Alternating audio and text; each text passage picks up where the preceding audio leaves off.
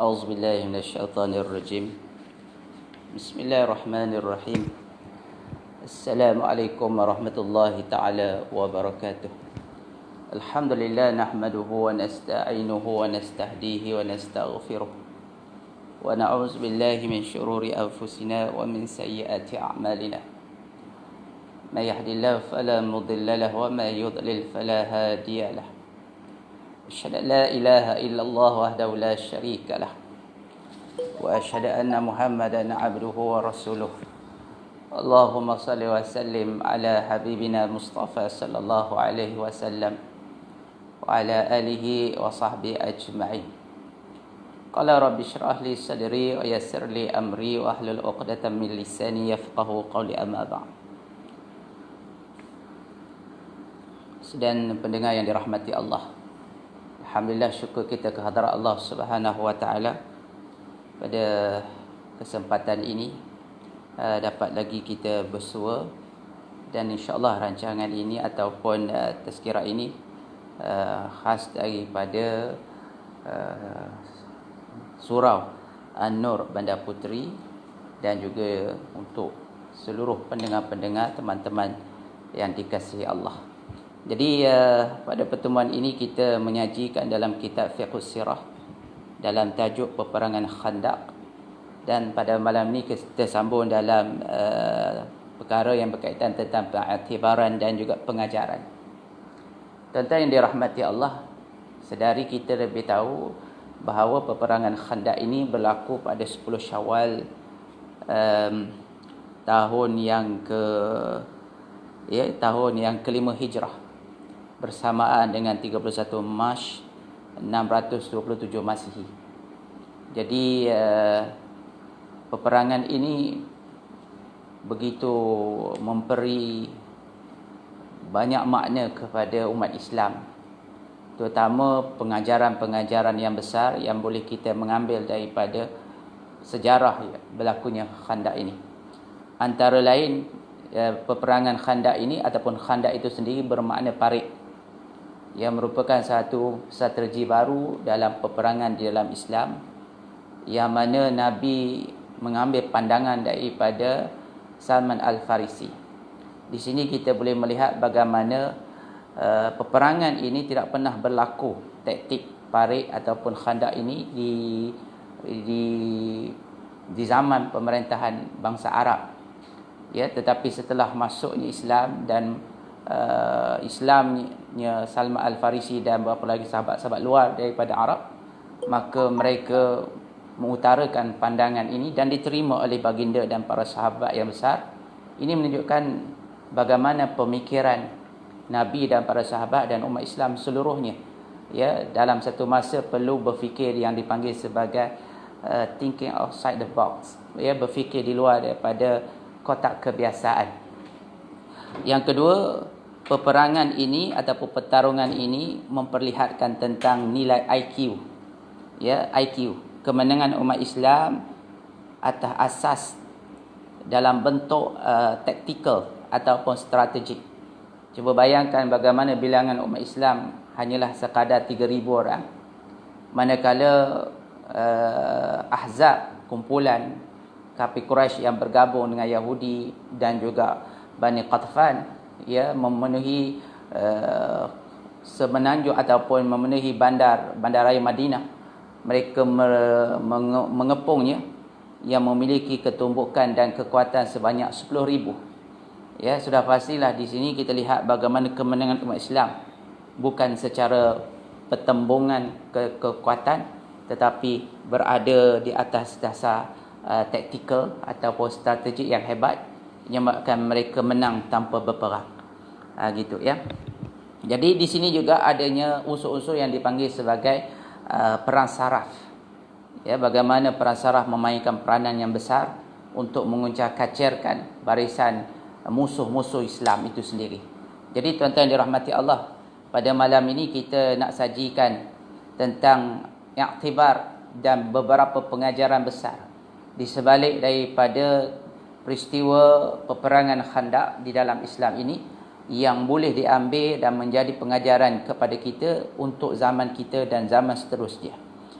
Baik. Disebut peperangan ini berpunca sebagaimana yang telah diriwayatkan dari pengkhianatan kaum Yahudi dan tipu muslihat mereka. Mereka yang menyalakan api peperangan itu dan merekalah yang mengumpulkan barisan musyrikin. Kerja jahat seperti ini tidak terbatas pada kaum Bani Nadir yang telah diusir keluar daripada Madinah sahaja, malah kerja-kerja seperti ini turut dilakukan oleh Bani Quraizah, sedangkan mereka ini masih terikat dengan perjanjian dan perhubungan dengan kaum muslimin, dan tidak ada satu pun kegiatan kaum muslimin yang mengacam mereka hingga mendesak mereka melanggar perjanjian dan ikatan mereka itu. Jadi di sini sedarlah kita, di antara batu api yang menyalakan pemusuhan, peperangan dan juga kucak-kacir adalah di antaranya kebanyakan berlaku sampailah kepada zaman kita ini sekarang, ya, berlakunya perang dunia pertama, perang dunia kedua, berlakunya yang dinamakan revolusi, ya, yang dinamakan sebagai kucak-kacir dunia. Di sebaliknya kita kena faham adanya yang dinamakan golongan-golongan pelampau Yahudi yang memainkan peranan di semata-mata untuk menghancurkan umat manusia, ya, untuk menghancurkan populasi bangsa-bangsa yang lain yang bagi mereka ada satu tujuan asas, iaitu untuk hidup di dunia ini hanya semata umat Yahudi semata-mata. Jadi sejak pemusuhan ini berlaku, bermula daripada kelahiran baginda Rasulullah sehinggalah Rasulullah berhijrah ke Madinah, Yahudi ini sentiasa memainkan dan membuat onar. Ya, Bani Nadir ni adalah bangsa Yahudi yang telah dihalau oleh baginda Nabi sallallahu alaihi wasallam kerana mereka ini cuba membuat pengkhianatan untuk membunuh Rasulullah. Rasulullah halau, ya, mereka lari sampailah kepada sempadan Madinah ataupun di Khaybar, ya, jauh daripada Madinah.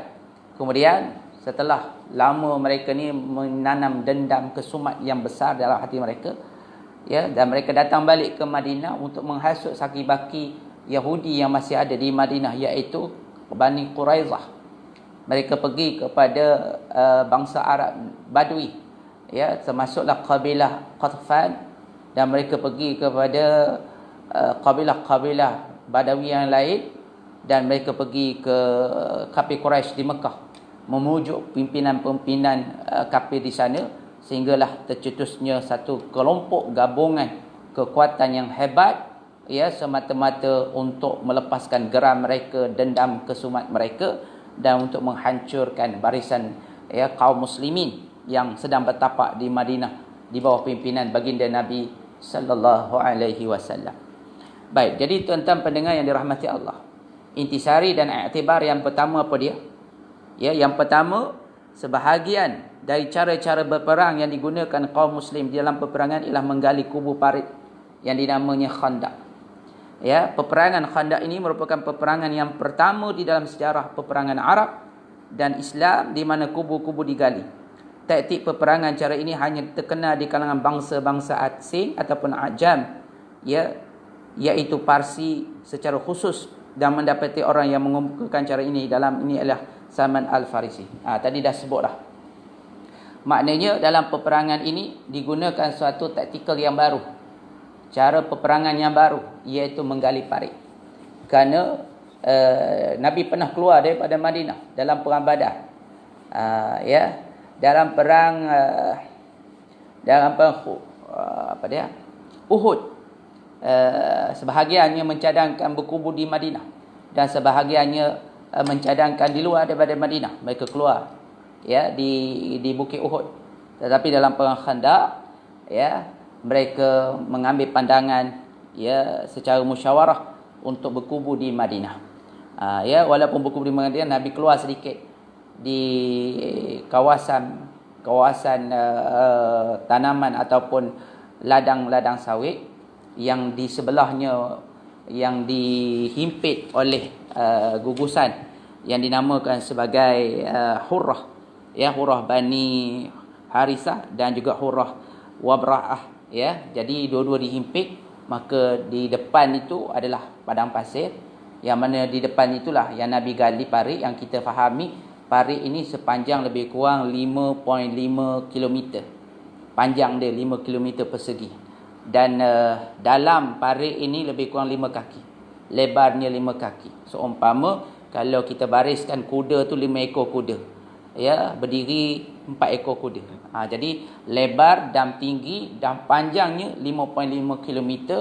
Ya, kita boleh bayangkan betapa sulitnya, beratnya melakukan penggalian ini, kerana pada zaman itu tidak ada yang dipanggil sebagai backhoe, yang dipanggil sebagai penggali jentera berat, yang mana ketika itu hanya menggunakan cangkul, menggunakan kudrat kekuatan manusia semata-mata. Sudah pastilah Nabi mengambil masa yang panjang, lama untuk menggalinya, sehinggalah sahabat-sahabat pernah bertembung dengan batu yang besar, sehingga mereka terpaksa memanggil baginda Nabi untuk memecahkannya. Pernah kita mendengar bagaimana Nabi mengambil sejenis cangkul, Nabi memukul batu itu. Pada pukulan yang pertama termercik bunga api yang Nabi pun menyebut akan hancurnya Rom dan Parsi. Kemudian pap yang kedua Nabi sebut akan hancurnya, mula-mula hancurnya Rom, lepas tu Parsi, dan yang ketiga hancurnya kota Constantinople. Jadi semua apa yang diucapkan oleh baginda itu terjadi selepasnya. Kehancuran bangsa Rom, kerajaan Parsi, dan yang terakhirlah kerajaan kota Constantinople, iaitu Rom Timur, Byzantium, yang berkubu di timur, iaitu di Turki ketika itu, iaitu Constantinople. Jadi begitu rumit penggalian itu, tetapi mereka sedar tentang besarnya peperangan ini. Kalau tidak buat demikian, sudah pastilah akan menghadapi kesulitan yang lebih besar lagi, iaitu berhadapan dengan kumpulan tentera yang lebih besar, iaitu 10,000, berbandingkan dengan Rasulullah, yang mana tentera musuh ini dihimpit. Disebut dalam satu keterangan bahawa cemasnya para tentera Islam dan baginda Nabi ini kerana mereka dikepung oleh 4 penjuru keadaan. Bukan semata-mata di depannya tentera, tetapi dihimpit dengan ancaman 4 penjuru.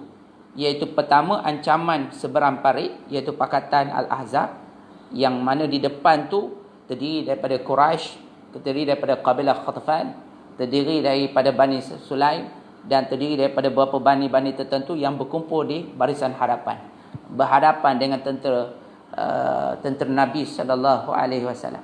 Manakala di belakang Nabi pula, iaitu perkampungan Bani Khuraizah, tentera Islam dikepung.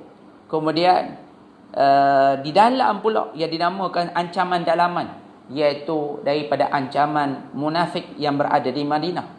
Dan yang keempat, ancaman jiwa mereka sendiri, yang sudah pasti dalam keadaan takut, dalam keadaan bimbang, dalam keadaan yang cemas dan sebagainya. Maka kan itulah mereka terpaksa mengambil suatu pendekatan, suatu cadangan, bagaimana nak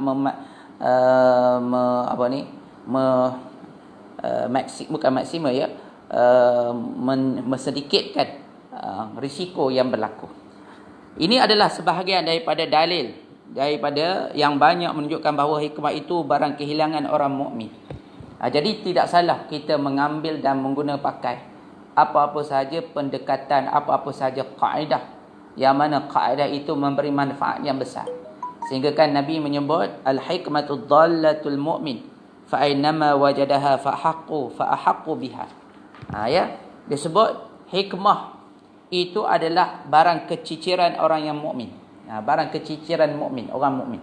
Maknanya hikmah ke, kecerdikan ke, apa ke, itu merupakan barang kehilangan, barang hilang, ataupun barang yang terlepas daripada tangan orang yang beriman. Di mana saja ditemuinya, dialah yang berhak untuk memungutnya. Jadi kalau kita temui, orang Islam dah yang patut ambil, sebab dia merupakan barang hilangan, keciciran daripada barang orang Islam. Jadi sebab tu kita ambil, kita boleh manfaatkan apa saja yang boleh memberi manfaat. Seperti zaman sekarang ni, dari segi jentera, dari segi kenderaan, dari segi teknologi, dari segi kepakaran, dari segi pembinaan, dari segi apa sahaja yang walaupun dia datang daripada negara orang bukan Islam, ia datang daripada musuh Islam itu sendiri, tetapi kalaulah di sana boleh mendatangkan manfaat yang besar kepada kita, maka sudah pastilah boleh dimanfaatkan.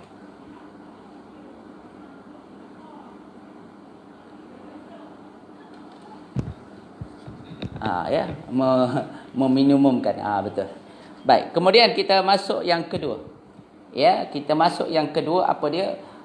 I'tibar dan pengajaran. Ya, i'tibar dan pengajaran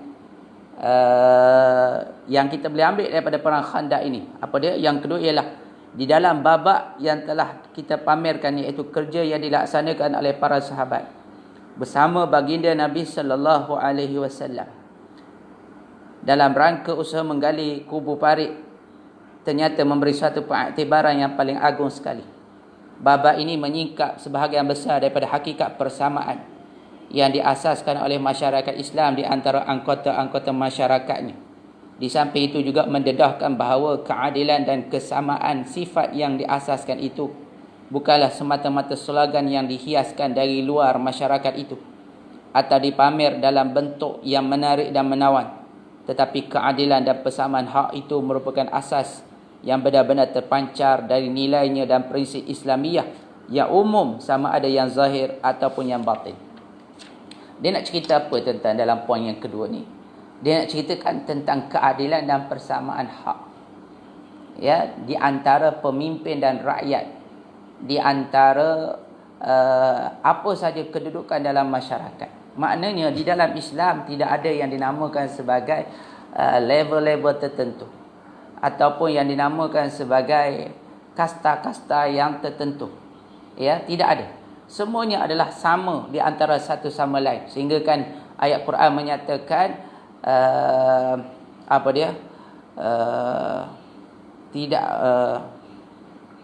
sesungguhnya Allah Subhanahu taala itu tidak melihat, ya, tidak melihat seseorang itu yang melainkan Allahumma salli Muhammad, yang paling utama di sisi Allah taala ialah yang paling takwa. Ya, apa ayat dia saya pun lupa. Apa ayat dia? Inna akramakum indallahi atqakum. Ya, inna akramakum, sesungguhnya semua mulia kamu di sisi Allah ialah yang paling takwa. Jadi kalau orang miskin yang takwa lebih mulia di sisi Allah. Kalau orang kaya yang bertakwa lebih mulia di sisi Allah. Tak kira siapa, yang dilihat di sisi Allah ia adalah yang paling takwa. Ya, sebab tu bila kita ni meninggal mati, adakah yang meninggal mati itu dikira kerana hartanya banyak, kerana pangkatnya besar? Tidak. Allah tak lihat benda tu. Sebab kalau nak kira harta, kedudukan harta Allah, khazanah kekayaan Allah lebih besar, Allah tak pandang. Ya, kedudukan pangkat bila mati dah tak ada dah, orang pun dah cabut daripada kita. Ya, kekayaan, kesihatan, cantik, semua tu dah tak ada tu. Itu adalah milik Allah yang Allah pinjamkan pada kita seketika sahaja.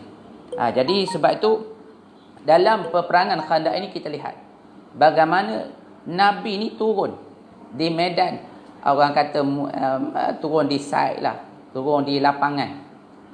Dia tidak seperti pemimpin-pemimpin yang kita lihat pada hari ini. Ya, mereka hanya turun hanya untuk orang kata pecah tanah ataupun nak merasmikan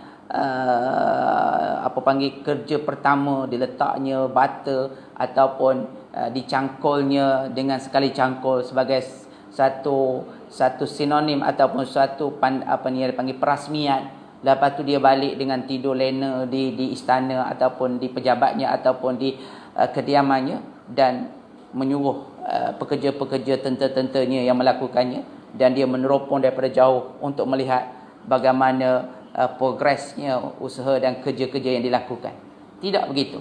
Ya, baginda ni sendiri yang turun ke lapangan, sehingga kan para sahabat melihat Rasulullah ini, sehingga kan mereka dapat melihat bagaimana Rasulullah mengikat batu-batu di perut baginda. Ya, Nabi sendiri yang memecahkan batu-batu yang besar yang tidak mampu dipecahkan oleh para sahabat dengan kekuatan yang luar biasa yang ada pada Rasulullah. Ya, Rasulullah ni pernah suatu ketika di Mekah ketika itu ada penggusti yang hebat di kalangan bangsa Quraisy mencabar Nabi untuk bergusti. Ya, yang mana penggusti hebat ni, sehingga kan bila diletakkan satu hamparan kulit binatang, kalau ditarik oleh 10 orang pun dia takkan jatuh. Nak katakan gagahnya dia. Tetapi apabila Rasulullah bergusti dengan dia, kalah dia. Menunjukkan bahawa Rasulullah ni bukan calon-calon orang. Ya, Nabi mempunyai tubuh badan yang sasa, tubuh badan yang kuat, ya, yang memiliki fizikal yang sempurna dan kekuatan yang luar biasa. Sehingga kan Nabi menghentak batu itu pecah, yang mana para sahabat tidak dapat melakukannya. Jadi Nabi turun sampaikan penuh dari badan Nabi ni dengan debu-debu, dengan tanah, dengan pasir. Ya, memandikan peluh, berkeringatkan peluh. Nabi lapar, 3 hari Nabi tak makan. Sama dengan para sahabat.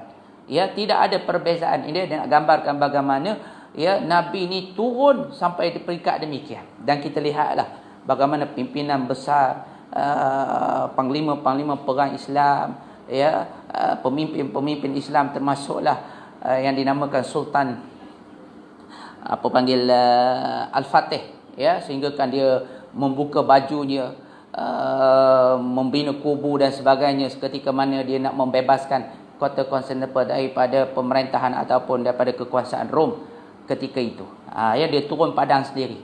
Jadi sebab tu tuan-tuan, kalau kita ni dilantik menjadi pemimpin, menjadi mereka yang digelar sebagai orang atasan dan sebagainya, ya, tidak maknanya jangan kita menjadi golongan yang hanya melihat, yang hanya merasmikan, kemudian kita tidak turut serta di dalam melakukan kerja-kerja yang telah diarahkan. Maka seelok-eloknya kita turun bersama, ya, untuk menggambarkan tentang yang dinamakan sebagai kepimpinan melalui teladan, ya, yang dinamakan sebagai pemimpin berjiwa rakyat.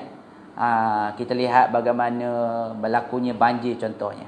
Ada di kalangan pemimpin yang mengharungi sungai, mengharungi lumpur, yang pergi ke kawasan-kawasan perumahan, membersihkan rumah, yang mengagihkan beras, yang turut serta membina kembali rumah-rumah yang telah roboh. Ini di antara contoh yang baik sebagai sifat-sifat keteladanan yang kita ambil daripada baginda Nabi sallallahu alaihi wasallam. Baik, ini kenapa tuan-tuan, ya? Saya mengingatkan saudara jangan tersalah menggunakan konsep iaitu demokrasi dalam cara hidup dan pemerintahan. Ya, kenapa?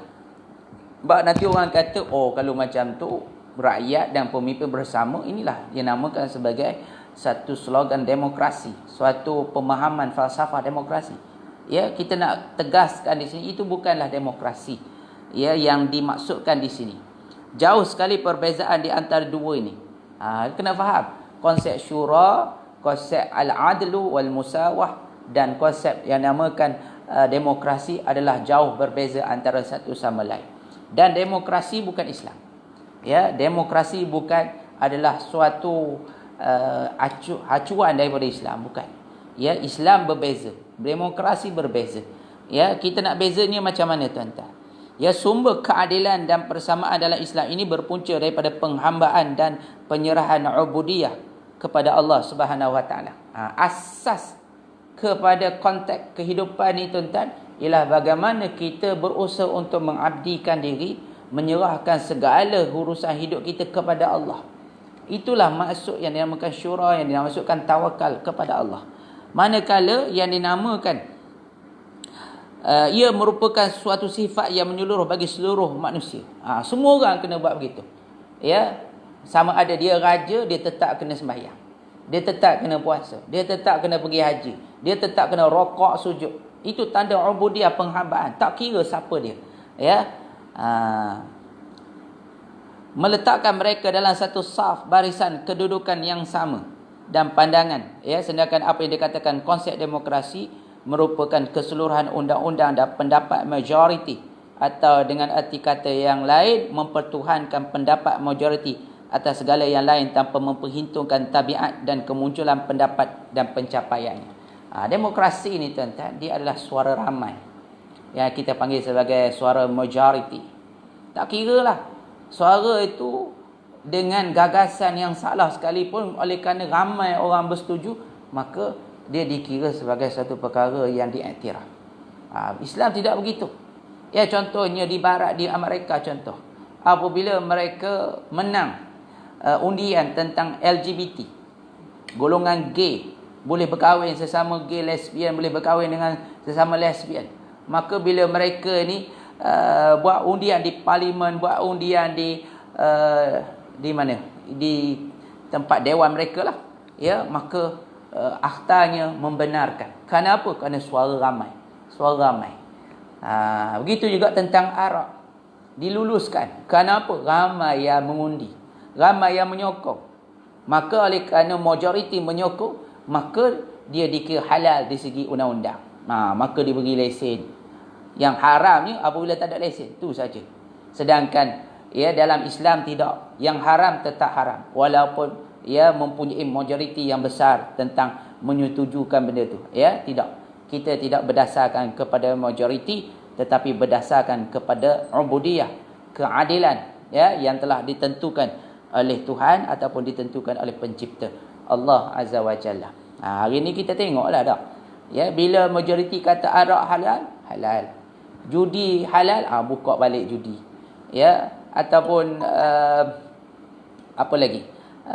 Fashion, pertandingan ratu cantik, bila lulus dibenarkan. Tidak benar begitu. Ya, itu adalah konsep yang salah dalam Islam. Islam tetap kata salah walaupun dia memiliki majoriti sekalipun. Ya, sebab tu kita ni diasaskan di atas dasar ruh ubudiyah, penghambaan, pengabdian yang disandarkan kepada Al-Quran dan Sunnah Nabi ataupun daripada hadis Nabi sallallahu alaihi wasallam. Baik, kemudian yang ketiga, di dalam bab ini juga tersirat pengajaran dan pengiktibaran yang menyingkap satu gambaran kesetiaan yang teradu dalam peribadi Nabi sallallahu alaihi wasallam, yang membawa persaudaraan, ya, yang membawa saudara berhadapan dengan Rasulullah sallallahu alaihi wasallam dan melihat betapa kecintaan baginda terhadap sahabatnya dan berkasih belas terhadap mereka, di samping memberi gambaran yang lain mengenai perkara-perkara luar biasa dan mukjizat yang dikurniai kepada Nabi sallallahu alaihi wasallam. Kemudian tuan-tuan nak cerita yang ketiga.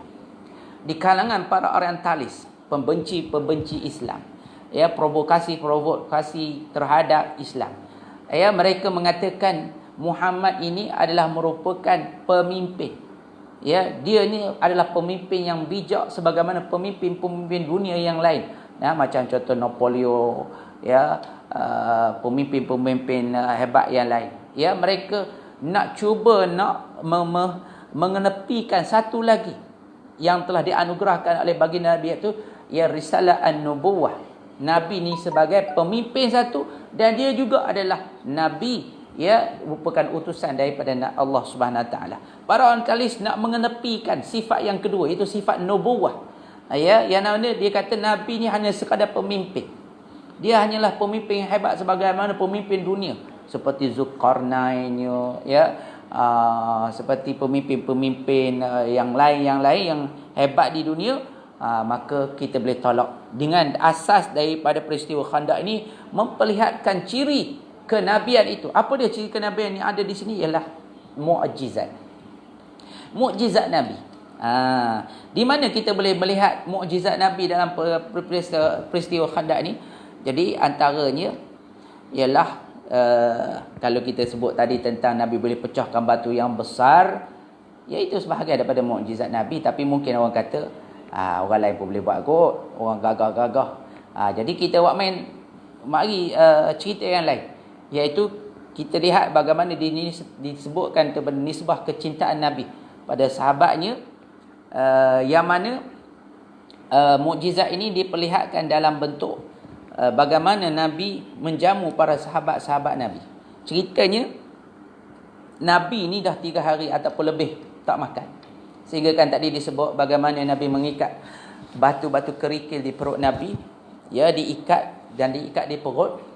Bila sahabat-sahabat yang lain bertanya kenapakah Nabi mengikatnya, ya, Abu Bakar menyebut kerana Nabi lapar, supaya angin tak masuk menyebabkan kembung perut Nabi kerana terlalu lapar. Masya-Allah, inilah tuan-tuan, ya, dipanggil jihad, yang dipanggil sebagai tadhiyah, pengorbanan yang besar.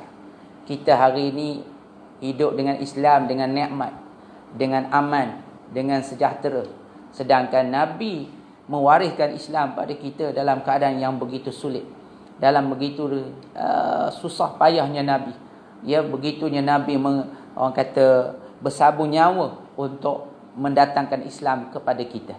Jadi di sini lihat bagaimana Nabi ini terpaksa berlapar mengikat batu-batu di perut. Beza dengan perut kita, tuan-tuan ya. Perut kita keras macam batu. Nabi letak batu di perut, kita keras macam batu. Selagi mana perut kita tak keras, selagi itulah kita makan. Ya. Lebih-lebihlah zaman-zaman sekarang ni, tuan-tuan dah. Zaman PKP. Sebab kita tengok kalau di jalan-jalan raya ni, tuan-tuan, penuh dengan orang yang membawa makanan, Grab food.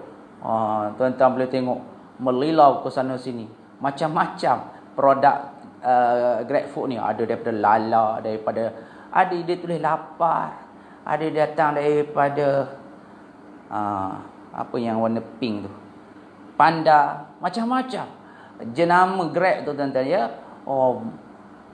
Datang bersifang siuh sana sini. Maknanya banyaknya permintaan orang nak makan daripada rumah. Sekarang hantar mesej dia, hantar WhatsApp dia, di hujung jari je, ya, makanan datang depan rumah. Betapanya kita ni walaupun PKP tapi perut tetap orang kata kenyang, sehingga kan ramai yang mengeluh tentang badan semakin apa, tuan-tuan ya, timbangannya semakin berat, badan semakin dah membesar kerana kurangnya aktiviti, kerana kurangnya exercise, tapi makannya tak berkurang. Gitu ya. Tapi Nabi ya sampai peringkat mengikat batu di perut. Ada dah sejarah kita, tuan-tuan, daripada umur kita kecil sampai sekarang. Umur saya, umur tuan-tuan dah berapa dah sekarang? Ada umur dah 20-an, 30-an, ada umur dah 40-an, 50-an. Ada tak pernah dalam sejarah kita ikat perut kita ni, tuan-tuan, dengan batu? Ada tak? Ya, saya rasa tidak ada orang yang pernah mengikat perutnya dengan batu, menunjukkan tentang laparnya sangat-sangat. Tidak ada, tuan-tuan ya. Begitulah betapa jauhnya ibarat antara kita dengan para sahabat-sahabat Nabi dan Nabi itu sendiri. Jadi dalam cerita ni, satu ketika seorang sahabat namanya Jabir. Ya, Jabir ni dia datang berbisik pada Rasulullah. Ya Rasulullah, aku telah suruh Jabir ni dia minta izin dengan Rasulullah balik ke rumah. Bila dia balik, dia tanya, bila dia lihat Rasulullah ni dalam keadaan lapar, dah 3 hari dah tak makan, tak sentuh makanan, dia kesian kepada Rasulullah. Dia pun minta izin daripada Rasulullah. Jadi daripada tempat gali parit dengan perkampungan Madinah ni tidaklah dekat sangat. Ya, mungkin perjalanan lebih kurang dalam 1 kilometer. Jadi dia minta izin. Inilah dia antara beza antara munafik dengan orang Islam yang beriman ketika itu. Ya, orang munafik dia turut serta juga menggali parit, tetapi mereka ni orang panggil culas. Culas ataupun dipanggil curi tulang. Jadi mana-mana, tuan-tuan ya, kita kerja dan ada sifat curi tulang, kita ni seolah-olah mengikuti sifat orang munafik. Sebab orang munafik ni memang antara sifatnya suka curi tulang. Ya, curi tulang dia macam mana? Dia buat depan Nabi, dia gali parit. Tapi bila Nabi dah tak ada ataupun jauh daripada Nabi, dia lari. Dia lari mana? Dia balik rumah. Ya, dia balik rumah, dia tidur di rumah, dia rehat di rumah. Tanpa minta izin nak balik. Ni antara sifat orang munafik. Tetapi para sahabat-sahabat Nabi yang lain, bila mereka ada keperluan, contohnya untuk masalah hajat tertentu, dia minta izin dengan baginda Nabi sallallahu alaihi wasallam, dan Nabi ya kalau mempunyai alasan yang munasabah, Nabi membenarkan. Gitu. Jadi Jabir ni balik. Bila dia balik, dia tanya orang rumah dia, apa yang ada makanan di rumah?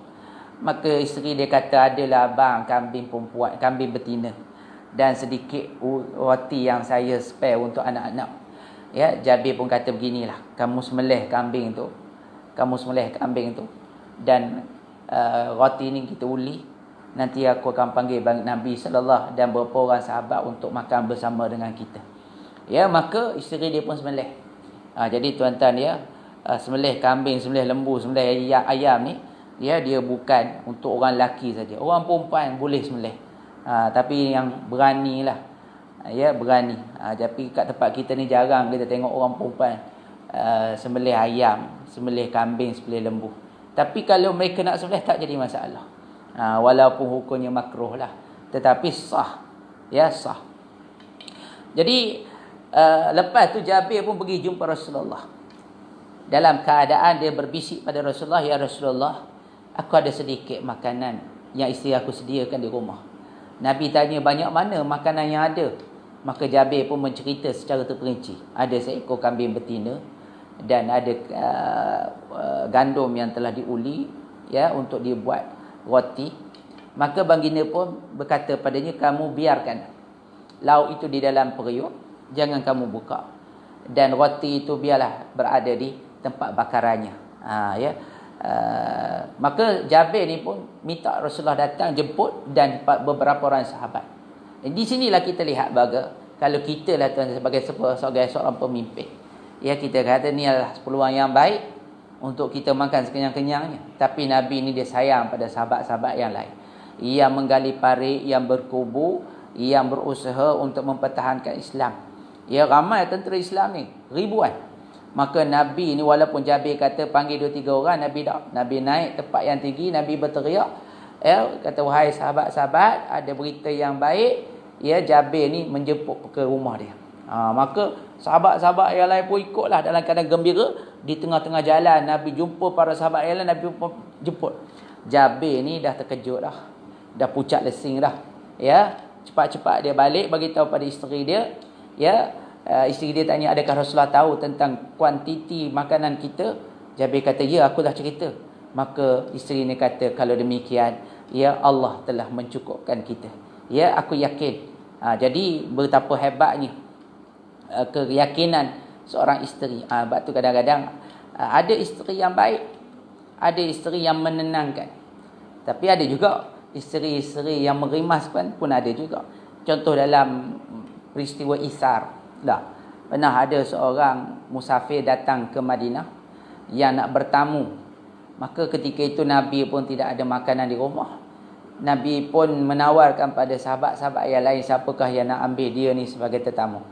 Maka seorang sahabat pun merelakan.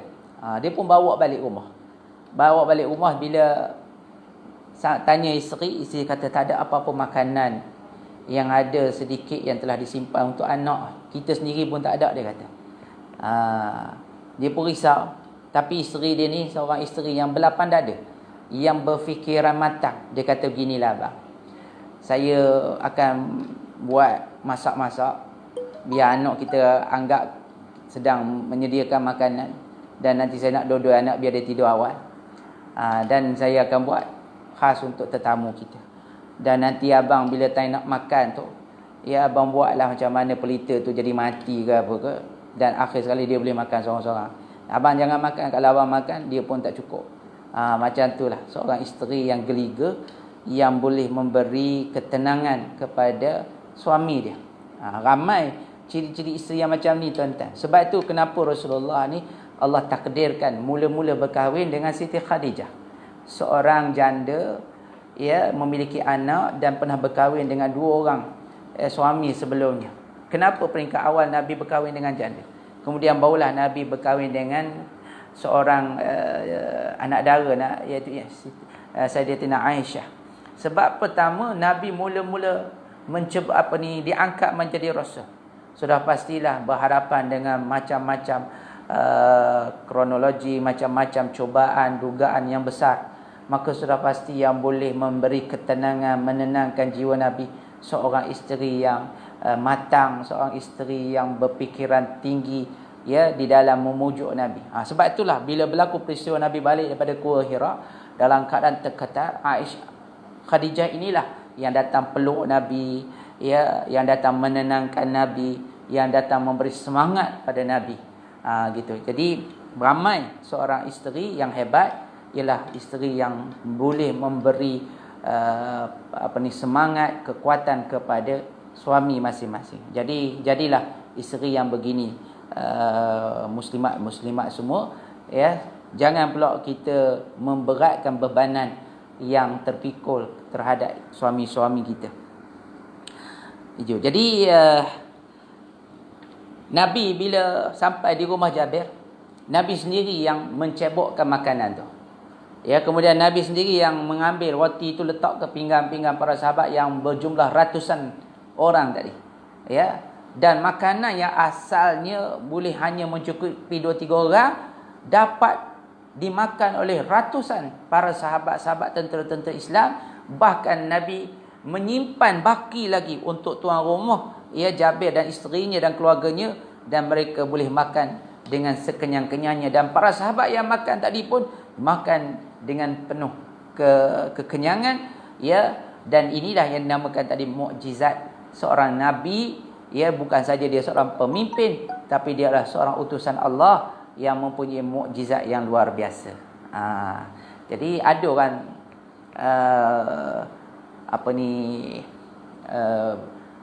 mengulas tentang mukjizat Nabi. Memang mukjizat Nabi ini dikhaskan pada Nabi lah. Cuma dia mengatakan ketika mana Nabi mengidangkannya dan mencebokkannya, Nabi membaca satu ayat. Wallahu a'lam, tapi boleh diamalkan lah. Ya, kita baca ayat ni pada makanan ke, pada rezeki kita ke, pada duit kita ke apa ke, supaya Allah Ta'ala tambahkan, suburkan, berkatkan. Ya, dan ada amalan dia tuan-tuan, ya. Selepas sembahyang kita baca subhanallah 33 kali, alhamdulillah 33 kali, Allahu akbar 33 kali, dan ditutup dengan la ilaha illallah wahdahu la syarikalah lahul mulku wa lahul hamdu yuhyi wa yumiitu wa ala kulli syai'in qadir.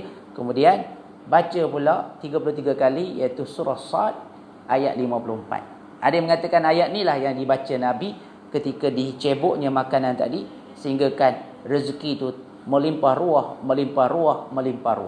Ya, ayatnya inna hadza la rizquna ma lahu min nafad. Sesungguhnya ini rezeki daripada kami yang tidak akan kehabisan, yang tidak akan habis-habis. Jadi tuan-tuan, amalkan dengan penuh keyakinan, ya. Bacakan setiap lepas sembahyang, selepas yang dipanggil sebagai zikir Fatimah tadi, subhanallah 33 kali, alhamdulillah 33 kali, Allahu akbar 33 kali, kemudian 33 kali lagi baca ayat surah Sad ayat 54. Amalkan setiap masa, insya-Allah Allah akan jadikan rezeki kita melimpah ruah, ya. Bukan saja luas dan banyak, bahkan mempunyai rezeki yang berkat. Sikit tapi cukup dan memuaskan, dan yang paling penting, rezeki itu senantiasa mendatangkan rasa syukur kepada kita dan menjauhkan daripada perasaan tamak, halaba, hasad dan sebagainya. Jadi boleh kita amalkan dalam kehidupan kita, yang yakin bahawa rezeki-rezeki ia adalah datang daripada Allah, dengan kurniaan daripada Allah Subhanahu wa ta'ala. Baik, kemudian tuan-tuan yang dirahmati Allah, kita tengok, saya kira ada untuk lastnya, yang keempat, ya, di antara iktibar dan pengajaran yang boleh kita ambil daripada peperangan Khaybar ini, apa dia? Disebut bagaimana dan apakah caranya kaum muslimin berjaya daripada kaum musyrikin yang kalah dalam peperangan ini, sebagaimana yang kita perhatikan bahawa wasilah dan cara yang dipergunakan oleh Rasulullah sallallahu alaihi wasallam dan sahabat-sahabatnya dalam peperangan Badar, di mana jalan dan cara itulah juga yang digunakan oleh baginda Nabi sallallahu alaihi wasallam dalam peperangan Khandaq ini. Wasilah memohon restu kepada Allah Azza wa Jalla, memperbanyakkan doa dan tadarru', malah inilah kerja yang diulang selalu oleh baginda Nabi sallallahu alaihi wasallam sepanjang masa apabila bertembung dengan seteru Allah atau semasa berjalan di medan jihad. Inilah wasilah yang berkesan dan mengatasi faktor-faktor kebendaan yang lain. Wasilah ini jugalah ia bermanfaat dan berkesan, kecuali wasilah ini tidak bermanfaat dan berkesan kecuali sesudah ditegaknya di atas lunas-lunas yang dijaga dan dipelihara sesempurna mungkin. Jadi tuan-tuan, di antara kunci kejayaan seseorang ialah dia tidak pernah melepaskan dirinya daripada sifat bergantung harap kepada Allah, bertawakal kepada Allah Subhanahu wa ta'ala. Jadi dalam peristiwa ini kita lihat bagaimana Nabi bangun di waktu malam, bermunajat sungguh-sungguh kepada Allah Subhanahu wa ta'ala, sebagaimana di dalam peperangan Badar, sehingga kan diriwayatkan bagaimana Nabi mengangkat tangannya setinggi-tingginya sehingga kan selendang Nabi ni jatuh, dan ada sahabat nampak bagaimana ketiak putih Rasulullah mengangkat setinggi-tingginya, bermunajat, berdoa, memohon pada Allah supaya Allah bantu, sehingga kan ada menyebut Nabi membaca doa apa dia, Allah apa dia, dia kata in tuhlik hadza usbah, in tuhlik Allahumma salli ala Muhammad. Disebut dalam doa tu, ya Allah, jikalah kamu tidak membantu golongan yang sedikit ini, nescaya tidak adalah yang akan datang menyembah kamu. La tu'bad abadan. Ya, in tuhlik hadza usbah la tu'ban abada. Jika kamu hancurkan kumpulan yang kecil ini, ya, maka selama-lama tidak akan ada yang menyembah kamu, ya Allah. Ya, Nabi berdoa, bermunajat, merintih. Begitulah juga di dalam perang Khandaq dan peperangan-peperangan yang lain. Walaupun cuma ni tuan-tuan dia punya kaedah, kita berdoa bukan sekadar-kadar berdoa semata-mata. Macam hari ni anak-anak kita menduduki peperiksaan. Ramai yang post di WhatsApp dan banyak yang post di Facebook, doa-doa Allah mala sahla illa ma ja'altahu sahla. Ada yang doa Rabbi syrahli lah, ada yang doa sapu ditekak lah, baca selawat lah, alam nasyrah lah, macam-macam. Alhamdulillah, doa tu bagus. Ya, tetapi kalaulah buku tak baca, latih tubi tak buat, kelas tuition sebelum tu tak buat, kelas pun tak pergi, cikgu duk buat ayat mengajar pun kita tak dengar, maka doa yang macam itu adalah doa yang sia-sia. Jadi doa ni disusuli dengan usaha. Ya, Nabi dah buat dah. Ya, Nabi dah susun tentera dia, Nabi dah gali parit, Nabi dah letak peranan masing-masing, kerja begini-begini, kemudian barulah Nabi berdoa kepada Allah Subhanahu wa taala. Ada orang buat dengan istilah duit. Ya, istilah duit. Di doa, you usaha. Ada I istiqamah. Ti tawakal. Jadi doa, usaha, istiqamah, tawakal. Jadi setiap masa kena ada. Jadi doa ni disusuli ataupun dimulakan, ataupun ada pun sebut doa, usaha, doa. Kita doa dulu supaya dipermudahkan. Kemudian kita usaha-usaha. Kemudian doa balik, ya, untuk kita serahkan segala urusan kepada Allah Subhanahu wa taala. Jadi tuan-tuan, macam mana doa kita ni nak mudah Allah Taala kabulkan? Dia ada rahsia doa dikabulkan oleh Allah. Cuba tengok bagaimana bila Nabi Zakaria berdoa. Ya, ketika mana disebut dalam surah Ali Imran, ya, Nabi Zakaria ni berdoa kepada Allah, maka Allah Taala sebut Allah Taala kabulkan segera doa Nabi Zakaria, yang mana ketika itu disebut bahawa Nabi Zakaria wa huwa qa'imun yusalli fil mihrab, ya, ketika mana dia sedang sembahyang di mihrab, Allah kabulkan doanya. Dan kita tengok juga dalam surah Al-Anbiya, ya, Allah Taala ceritakan tentang Nabi Ayub alaihissalam, ayat 83. Wa ayyuba iznada rabbahu anni masyadur wa anta arhamur rahimin. Maka ayat selepas itu disebut fastajabna lahu, ya, fakashafna min dhurrin.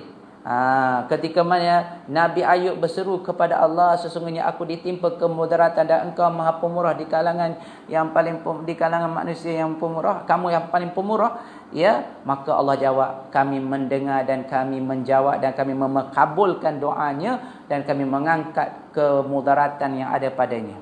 Begitu juga ayat yang ke bawah sikit, 87 lebih kurang, ya, doa Nabi Saleh, Nabi Yunus alaihissalam, ketika mana dia sebut alla ilaha anta subhanaka inni kuntu minaz zalimin, maka Allah pun jawab fastajaba lahu wa najjayna ya minal ghammi.